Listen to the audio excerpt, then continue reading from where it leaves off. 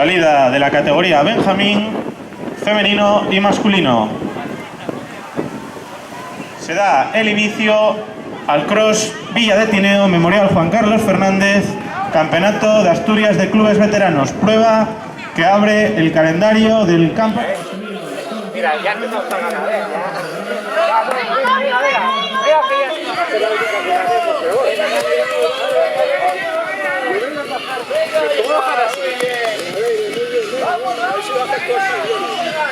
yo dando vueltas, pero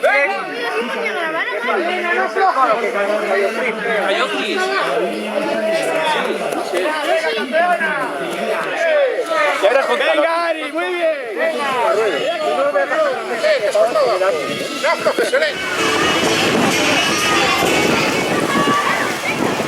Siguiente salida será a partir de las 11:10. No, por favor, vayan aproximándose a la línea de salida, categoría infantil y cadete femenino, a línea de salida.